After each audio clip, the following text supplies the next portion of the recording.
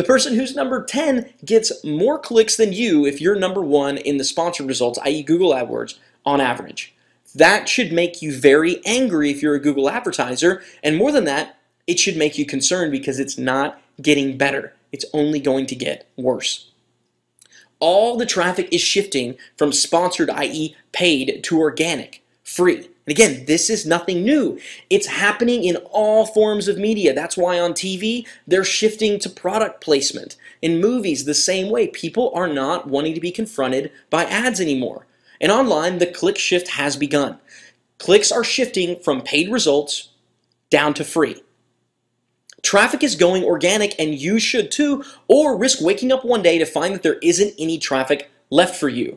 Now is the time to start formulating your strategies for how you're going to take advantage of where the clicks are moving. If you want to just bury your head in the sand and pretend that this isn't happening, you can do that. Just know that next year, when you wake up, there's going to be more competition, your traffic is going to cost you more money, and you'll be duking it out for less clicks. Just know that going into it.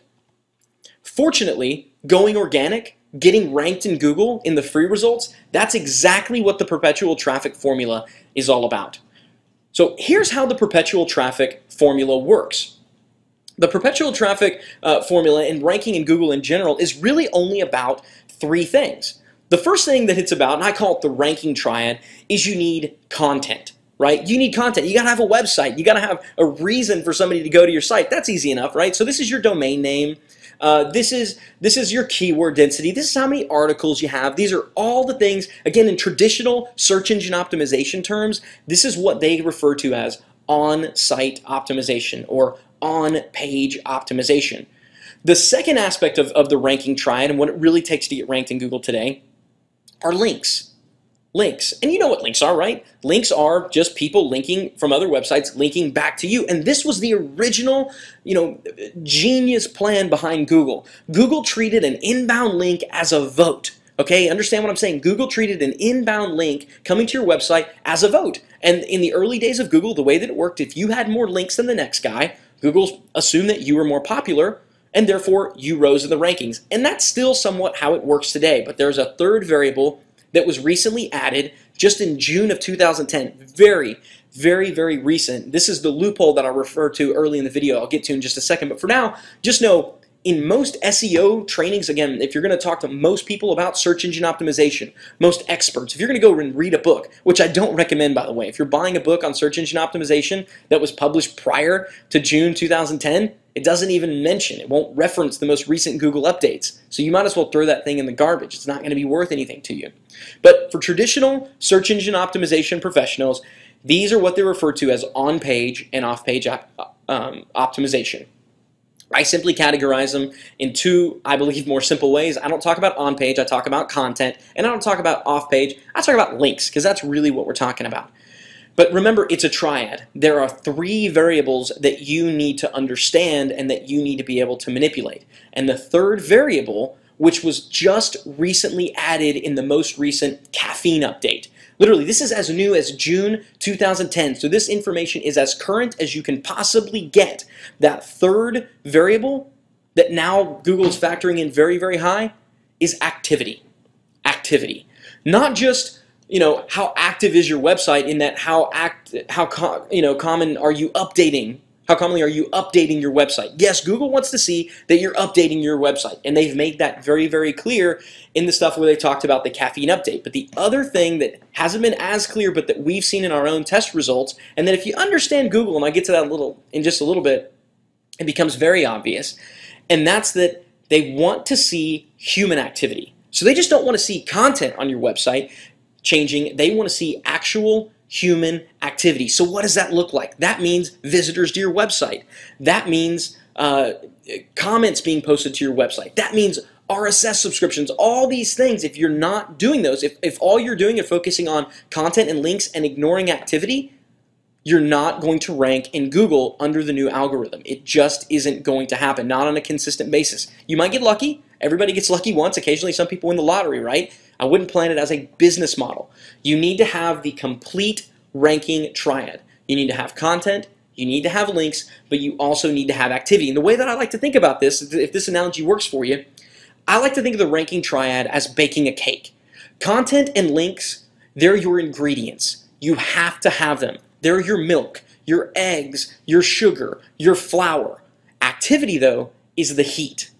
Activity is the heat. And without the heat, a cake mix with the finest ingredients, if heat is not applied, it is still just going to be a bowl of slop.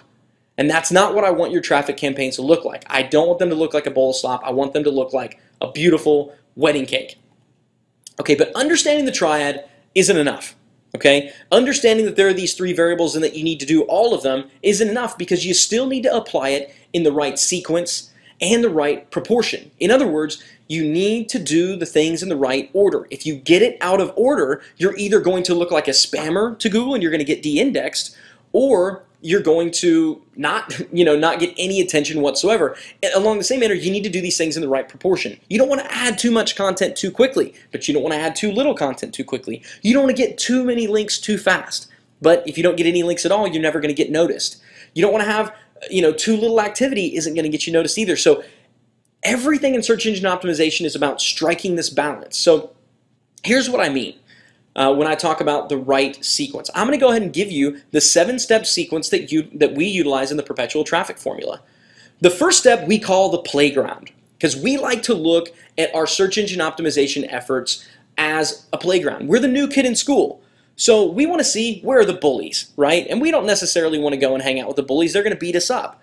We want to get in markets where we know we can win. So market selection is going to be a biggie. Competitive analysis is going to be a biggie, and making sure that we get on the try to rank for the right kind of keyword phrases. Keyword phrases that actually have commercial intent. Keyword phrases that are actually going to bring you buyers, because there's no point in optimizing for keywords that don't bring you buyers. And we'll show you how to do that in the Perpetual traffic formula. So that's step 1, right? You got to do the market research. Step 2, we call the bait. And this is your content. How are you going to structure your website? Because website structure is unbelievably important. And if you don't get this right from the beginning, you have to start all over again. In some cases, you have to trash a domain, buy a new one. So it's vital that you structure your website appropriately. It's vital that you tag it correctly. How are you going to write your title tags, your meta tags, your alt tags? What's going to be your keyword density? Where are you going to place your keywords on your page? So the bait, the link bait, the things that get Google to come, the content, that's step 2.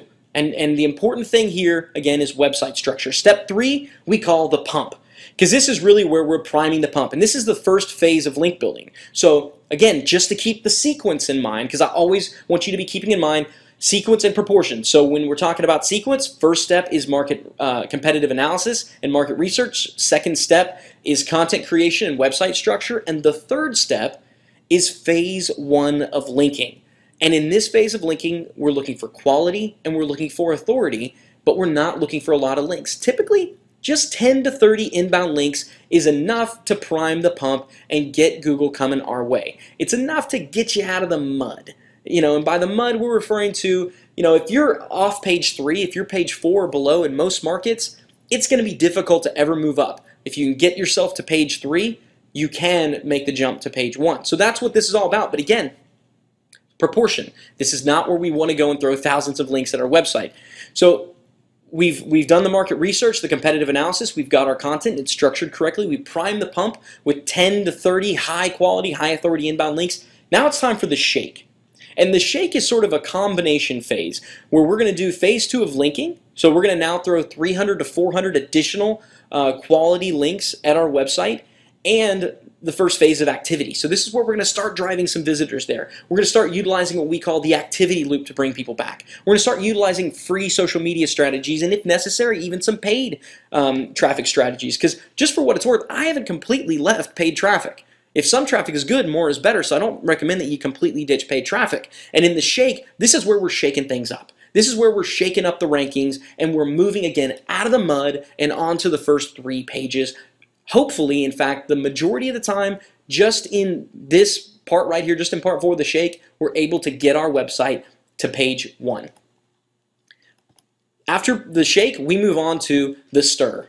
And the stir is, again, now we're stirring things up with additional activity. Now we want massive activity. But we don't just want activity, we want visitor engagement.